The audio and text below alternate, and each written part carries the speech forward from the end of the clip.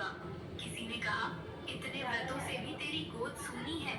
किसी ने कहा, भगवान अमीरों के होते हैं। पर मैं क्या करूं? मैंने उन्हें अपने दुख में महसूस किया है।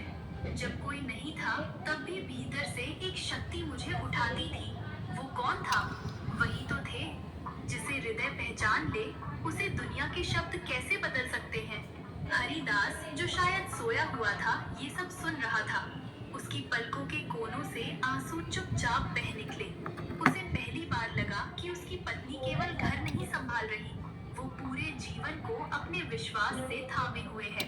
कुछ देर बाद वृद्ध पुरुष ने बहुत धीमे स्वर में कहा, बेटी, यदि आज स्वयं भगवान तुम्हारे सामने आकर कहे, मांगो, क्या चाहती हो, तो तुम क्या मांगोगी?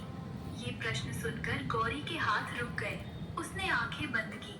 शायद उसके सामने जीवन की सारी अधूरी इच्छाएं एक एक कर खड़ी हो गई।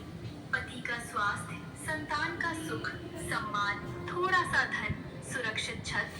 पर जब उसने आंखें खोली, उसका उत्तर वैसा नहीं था जैसा संसार सोचता।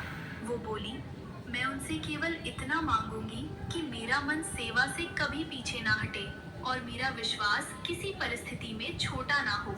बाकी जो उचित समझे वही दे, क्योंकि कई बार हम जो मांगते हैं वो छोटा होता है और भगवान जो देते हैं वो उससे कहीं बड़ा होता है। ये सुनकर माता पार्वती ने भीतर ही भीतर गौरी को आशीर्वाद दिया। भगवान शिव के मुख पर अब वही दिव्य गहरी मुस्कान लौट आई थी। परीक्षा लगभग पूर्ण हो चुकी थी। रात का अंधेरा धीरे धीरे हल्का होने लगा। पूर्व दिशा में भोर की बहुत हल्की रेखा दिखाई देने लगी।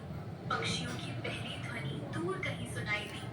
भोर की पहली हल्की रोशनी धीरे धीरे आकाश के कोनों में फैलने लगी थी। वर्षा के बाद की मिट्टी से उठती सोंधी सुगंध पूरे वातावरण में घुल गई थी।